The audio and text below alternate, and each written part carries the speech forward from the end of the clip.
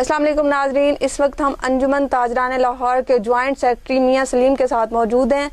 میاں سلیم P T I کے بھی سینئر رہنما ہیں۔ السلام علیکم میاں صاحب۔ جی وعلیکم السلام۔ میاں صاحب، آپ ہمیں بتائیں کہ امریکی صدارتی انتخابات کو آپ کس نظر سے دیکھ رہے ہیں؟ دیکھیں جی، امریکن الیکشن جو ہے یہ اپنے اثرات پوری دنیا پہ چھوڑتے ہیں۔ آپ یورپ سے لے کے مڈل ایسٹ اور ایشیا ہر ملک میں دیکھیں کہ امریکن الیکشن کی گونج نظر آ رہی ہے۔ تمام کے پوری دنیا کے ٹی وی چینلز اسی کو کوریج دے رہے ہیں، اور اس کی وجہ یہ ہے کہ امریکہ کا پریزیڈنٹ جو ہے وہ امریکہ کا پریزیڈنٹ ہی نہیں ہوتا، وہ پوری دنیا کا پریزیڈنٹ ہوتا ہے۔ اس نے پوری دنیا کی اکانومی کو، پوری دنیا کی خارجہ پالیسی کو، پوری دنیا کے گلوبل جو وارمز ہیں اس کو اس نے روڈ میپ دینا ہے۔ کہنے کا مطلب یہ ہے کہ امریکن الیکشن پوری دنیا کے لیے بڑی اہمیت کا حامل رکھتے ہیں۔ اس وقت جو پوزیشن ہے وہ جو بائیڈن 200 تقریباً 64 ووٹ ان کے پاس ہیں، اور جبکہ اپنے جو ہمارے ڈونلڈ ٹرمپ ہیں ان کے پاس 214 ہیں۔ اب بات تو 6 ووٹ کی ہے، اور وہ جو بائیڈن لے کر امریکن بلکہ پوری دنیا کے پریزیڈنٹ منتخب ہو جائیں گے۔ اچھا، تو میاں صاحب اگر یہ بائیڈن میاں بن جاتے ہیں امریکہ کے صدر، تو اس سے پاکستان کو کیا فائدہ ہوگا؟ دیکھیں جی، ابھی تک تو آپ اس کے بارے میں کچھ نہیں کہہ سکتے۔ پہلی بات تو یہ ہے کہ امریکہ پوری دنیا میں اپنے مفادات کی وجہ سے مشہور ہے۔ اس کو جب بھی جس ملک کے ساتھ اس کے مفادات وابستہ ہوتے ہیں وہ اس کے جھولی میں بیٹھ جاتا ہے یا اس کو اپنی جھولی میں بٹھا لیتا ہے۔ اب جہاں تک رہی پاکستان کی، تو پاکستان ایشیا میں اپنی ایک خاص اہمیت کا حامل ہے۔ اس میں آپ سب سے بڑی بات تو یہ ہے کہ پاکستان اس ایشیا میں جو ایک نیا گروپ بنا ہے، جس میں چائنا، روس، ایران، پاکستان ایک بھائی کے طور پہ ایک بھائی چارہ سامنے آ رہا ہے ان کا، ایک پوری دنیا میں ایک کھلبلی مچ گئی اس گروپ سے، جو کہ امریکہ کے لیے بھی سوچ کا باعث بنا ہوا ہے، اسرائیل کے لیے بھی پریشانی کا باعث بنا ہوا ہے، کیونکہ آنے والا کل ورلڈ لیڈر چائنا ہے۔ اب چائنا اپنے آپ کو کسی صورت بھی ڈاؤن لوڈ نہیں کرے گا۔ کہنے کی بات یہ ہے کہ جہاں تک پاکستان کے ساتھ ہے، تو پاکستان کے ساتھ اگر جو بائیڈن کو دیکھیں تو ماضی میں جب یہ اوباما حکومت کے وزیر خارجہ تھے، اس وقت ایک دہشت گردی کے حوالے سے پاکستان کو ایک ایڈ دی گئی جس کا نام کیری لوگر بل کے نام سے مشہور تھا۔ وہ تقریباً $750 ارب کی وہ ایڈ تھی، لیکن اس وقت دہشت گردی پاکستان میں عروج پر تھی۔ آئے روز ہر شہر میں بم دھماکے ہو رہے تھے، دہشت گردی عروج پر تھی، پاکستان کو دہشت گرد ملک ڈکلیئر کیا جا رہا تھا۔ روزانہ کی بنیاد پر امریکہ کی طرف سے ڈو مور کا ایک نیا خط آتا تھا، ایک نئی کال آتی تھی۔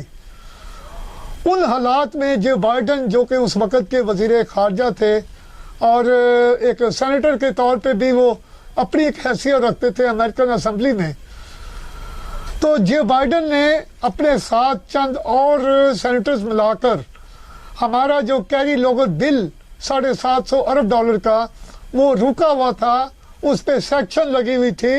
پاکستان کو کہا جا رہا تھا کہ آپ اپنے اندر اصلاحات لے کے آئیں تاکہ ان اصلاحات کی روشنی میں ہم یہ ایڈ آپ کو دیں، لیکن ان حالات میں جو بائیڈن نے پاکستان کے لیے اپنا کردار ادا کیا اور وہ امداد ہماری بحال کروائی، اور میں سمجھتا ہوں کہ جو بائیڈن اس حوالے سے پاکستان کے حق میں بہتر نظر آئے۔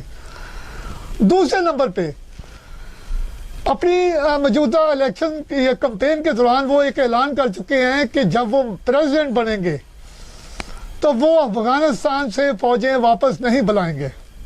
अच्छा, जबकि डोनाल्ड ट्रंप ये वाज़े तौर पे ऐलान कर चुके हैं कि वो तालिबान के साथ जो अमन मुआहदा चल रहा है उसकी रोशनी में वो अपनी फ़ौजें वापस बुलाएंगे और अफ़गानिस्तान को एक स्टेट के तौर पर मानेंगे।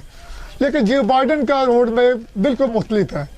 अगर आप उस नज़र से देखते हैं तो वो पाकिस्तान के हक़ में नहीं है, क्योंकि जितनी देर तक अफ़गानिस्तान में अमन नहीं होता पाकिस्तान में भी वो प्रॉब्लम आती रहती है।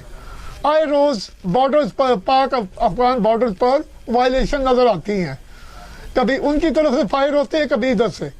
तो ये चीज़ें तभी रुक सकती हैं जब अफगानिस्तान में अमन हो, और वो अमन उसी शक्ल में होगा जब वहाँ से अमेरिकन और इत्तेहादी फ़ौज वापस जाए।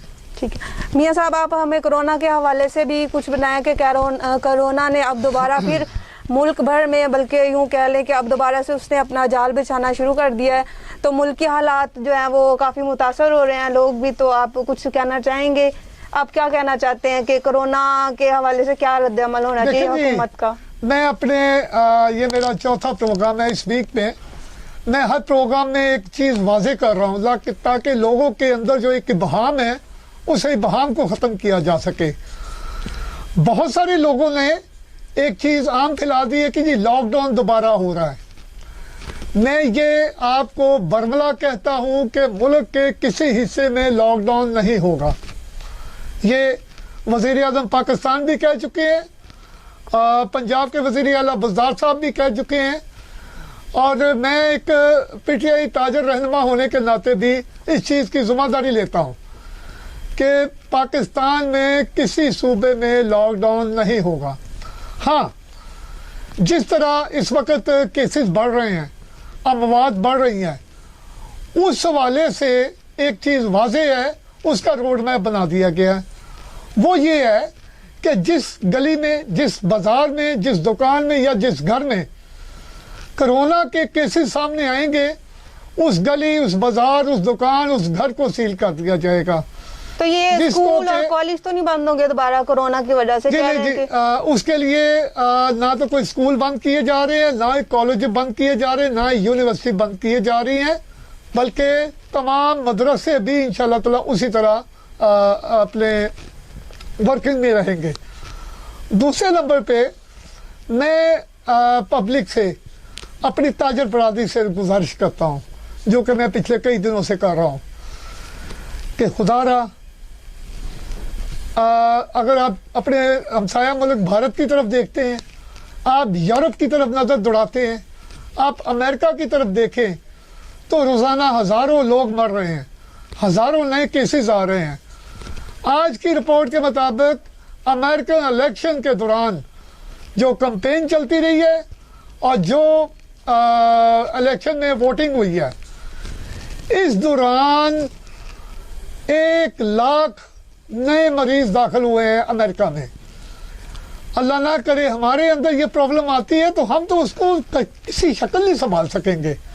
इसलिए मैं गुजारिश करता हूँ अपनी ताजर बरादरी से, बहुत सारे मेरे ऐसे ताजर भाई हैं, बहुत सारे ऐसे बड़े मॉल हैं, बहुत सारे ऐसे दुकानें हैं जो कि SOPs का ख्याल रख रहे हैं, लेकिन अक्सरियत ना तो पब्लिक रोड के ऊपर किसी किस्म के SOPs का ख्याल रख रही है, ना मास्क पहन रहे हैं, ना सब मास्क तो पहने जा रहे हैं, लेकिन पाकिस्तान के कुछ अवाम ये है कि कोरोना है ही नहीं, वो ये समझ के मास्क नहीं पहन रहे। देखिए जी, ये मैं अवेयरनेस की बात करूंगा। हमारे मुल्क में अवेयरनेस की बहुत ज़्यादा कमी है।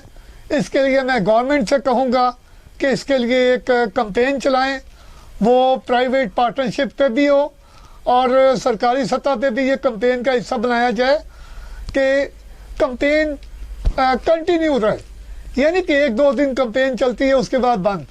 ये कैंपेन तब तक चलनी चाहिए जब तक आखिरी मरीज सेहतयाब नहीं हो जाता। जी नाजरीन, आपने सुना कि मियां सलीम ने कहा कि पाकिस्तान के किसी भी सूबे में लॉकडाउन नहीं होगा, ताहम स्मार्ट लॉकडाउन किया जा सकता है। कैमरामैन मियां इमरान के साथ नादिया जफर, स्टार 3 न्यूज़, लाहौर।